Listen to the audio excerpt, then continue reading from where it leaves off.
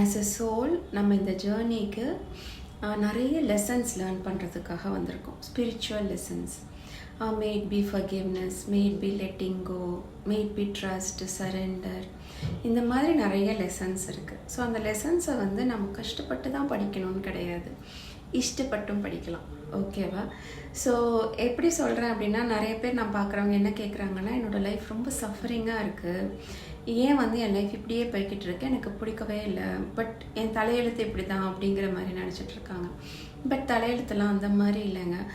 நமக்கு வந்து எப்போவுமே டிவைன் சப்போர்ட் இருக்குது. நம்ம லெசன்ஸை லேர்ன் பண்ணுறதுக்கு நமக்கு அந்த கஷ்டம் வந்திருக்கு. நம்ம லேர்ன் பண்ணிவிட்டு நம்ம அதை கொஞ்சம் சஃபரிங் இல்லாமலும் எடுத்துகிட்டு போகலாம். ஸோ அதுக்கு வந்து ஆகாஷிக் ரீடிங், ஆகாஷிக் ரெக்கார்ட்ஸ் வந்து அக்சஸ் பண்ணுறது ரொம்ப யூஸ்ஃபுல்லாக இருக்கும். நான் என்னோடய ஜேர்னிக்குள்ளே வந்து ஸ்பிரிச்சுவல் ஜேர்னிக்கு வந்து நான் இப்போ ரீசெண்டாக தான் ஆகாஷிக் ரெக்கார்ட்ஸ் படித்தேன்.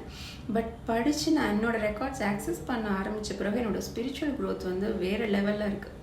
அதாவது என்னென்ன லெசன்ஸ் நான் லேர்ன் பண்ணணுங்கிறதுக்கு வந்து எனக்கு அந்த டிவைன் சப்போர்ட் இருக்குங்கிறதே எனக்கு நிறைய வந்து அந்த ஒரு தெம்பு கொடுத்துச்சுன்னு சொல்லலாம். நிறைய ஒரு கான்ஃபிடென்ஸ் வந்துடுச்சு எனக்கு. ஸோ அந்த கான்ஃபிடென்ஸ் இருக்கிறனால ஓகே, இங்கே நான் இந்த லெசன் லேர்ன் பண்ணிட்டேன்னா எனக்கு அந்த சஃபரிங்கோ பெயினோ இருக்காது. அந்த அளவுக்கு எனக்கு வந்து அந்த கான்ஷியஸ் அவேர்னஸும் வந்துடுச்சு. ஸோ நீங்கள் வந்து ரீடிங்கும் எடுத்துக்கலாம், இல்லைன்னா ஆகாஷிக் ரெக்கார்ட்ஸ் உங்களோடது படித்தே நான் ரெக்கார்ட்ஸ் வந்து ஓப்பன் பண்ண போகிறேன் அப்படின்னாலும் நீங்கள் பண்ணலாம். ஸோ எதுவுமே வந்து ஃபிக்ஸட் கிடையாது, நம்ம லேர்ன் பண்ணணும். அந்த ஒரு மைண்ட் செட்டை கொண்டு வந்தாலே லைஃப்பில் பாதி சஃபரிங் வந்து போயிடும். தேங்க்யூ.